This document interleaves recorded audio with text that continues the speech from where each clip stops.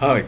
Okay, this is Olawale, and I want to speak uh, quickly or briefly on what I've titled Mr. President, we do not need eyeglasses to see your achievements. We do not need eyeglasses to see your achievements.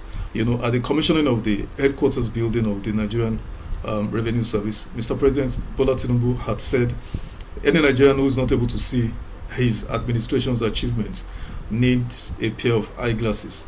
you know, with due respect, Mr. President, we do not need eyeglasses to see your achievements or your accomplishments. You know, 99.99% of Nigerians do not have any serious eye, issues. Of course, we have a huge youthful population, so I believe strongly most Nigerians do not have eye problems, because we all can see, that in recent, weeks, our military is losing, men, to criminals at a rate never seen before. Generals, colonels, commanding officers, and the likes, are being slaughtered by criminals. And that, we also can, I mean, as I speak here, we know and we can see that a video is released by terrorists and, insurgents and bandits, with 416 or 17, 417 Nigerians held in captivity, and they are being threatened to be killed if the authorities do not give them their demands, if they don't meet their demands. We can see that, we can see that the exponential spike in the rate of insecurity across this country, with villages, communities deserted because of incessant attacks by bandits and terrorists. Communities and villages, local governments are deserted. Borno, Kwara, Yobe, Meduguri, all of those places. We can see that.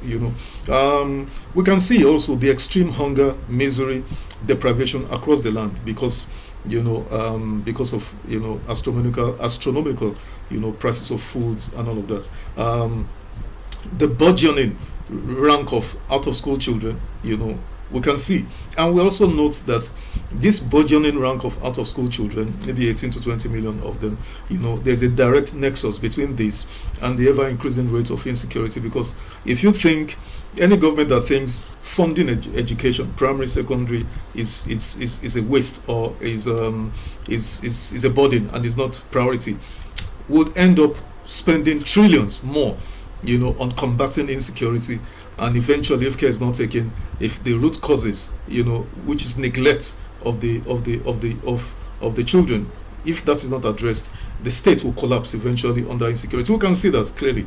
We also can see, the ever increasing rates of infants and maternal mortalities because primary health care centers have collapsed. And we know that one of the biggest threats to families in Nigeria today is that a mother going to the hospital to give birth is a huge risk because of the high rate of maternal and infant mortalities, and because of the deplorable conditions of the primary health care centers, even at general hospitals. We also can see, for a fact, we know and we can see, that the 70,000 minimum wage paid to Nigerian workers cannot even fund their transportation to and from work in a month, let alone cater for their other expenses within the month. And we know that we can also see that insecurity, have kept our farmers away from their farms. So the prices of food, has gone through the roof. Food inflation and all of that. We can see that. We also know that because of crude oil, the subsidy removal on petroleum products, that has affected the cost of transportation.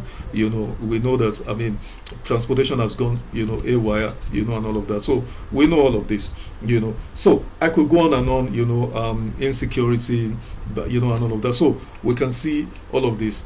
So, Mr. President, there's this Latin phrase that I love so much, which says, res ipsa loquitor, meaning the thing speaks for itself. The thing speaks for itself.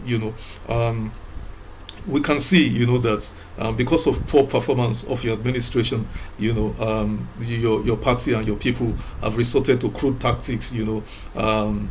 Stomach infrastructure, distributing food, rice, and stuff, and giving people money, because government, more or less, has failed. We can see the sudden emergence of groups such as the City Boys, an amorphous conglomerate of selfish, immoral, and greedy individuals who are only after their personal benefits, spinning lies and telling the people, lies, trying to woo the people with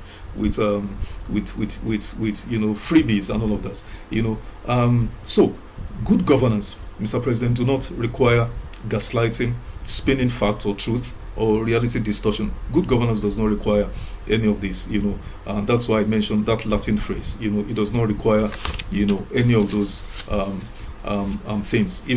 Some of these things I want to mention now, if you did them, you will not require anybody, spinning facts or lying on your behalf. Let's assume your government, since you came in 3 years ago, if you have built thousands of primary and secondary schools, partnering with governors, if you have built new primary and secondary schools to accommodate out of school children, we will not need anybody to speak for you. Those things will speak. If you have built thousands of primary health care centers to take care of maternal and infant mortality rates, we will not need anybody to speak for you. If you have built railways to connect Lagos to Abuja to Lagos, and then onwards to Enugu, or from Abuja to from Lagos Kaduna to Maiduguri or Sokoto, we will not need anybody to speak for you.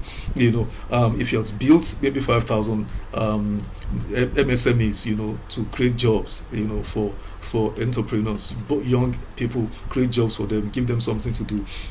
If you have put these MSMEs in clusters, we will not need anybody to speak for you, because those things will speak for you. Significantly, if you have built 20 megawatts solar power, firms in the 774 local governments, that will give us additional 15,000 megawatts electricity. Okay, worst case scenario, we have 10,000 megawatts. Add 10,000 to what we have, that would have stabilized, largely our electricity output. But you did not do any of this. Imagine if you had incubated or established 2 vocational skills acquisition centers in all the 774 local governments. That would give us 1,548 vocational skills center, where youth, because not every youth will go to university, they can earn marketable, commercially viable skills that would keep them away from a life of crimes or social vices. But you have not done any of this. Imagine if you had built 100,000, 200,000, or 500,000, low cost housing, all over this country. People will be employed. Those houses will speak for you. But you have not done any of this. So imagine if insecurity has been decisively crushed.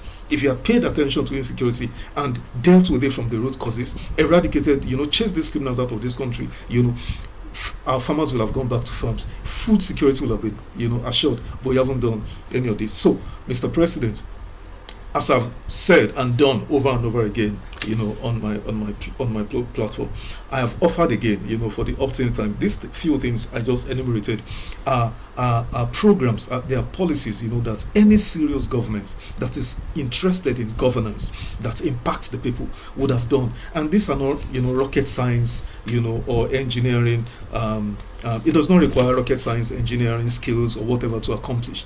It just requires the will, the determination, the compassion, the empathy to want to serve the people, to better the lives of the people, to improve the living standards of the people. Any government can achieve any of these things that I've said, either at that level or even at a lower, level.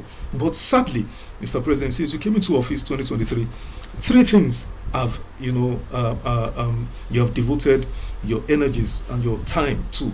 And these 3 things in my reckoning are: number 1, crude and Stone Age politics.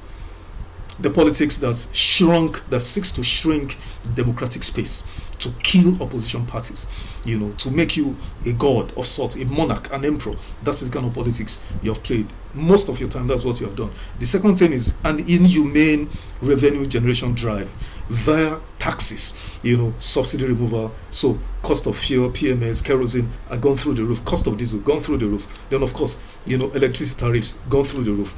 Telecom prices gone through the roof. Bank charges through the roof. I could go on and on and on. So an inhumane, revenue generation drive with scant regard or thought for the impact of this on the economy, inflation, living standards, disposable income of Nigerians. And then third thing you have done with your time, the third thing you have done with your time is the award of bogus contracts, without due process to your cronies and associates. For instance, the Lagos Calabar Coastal Highway project.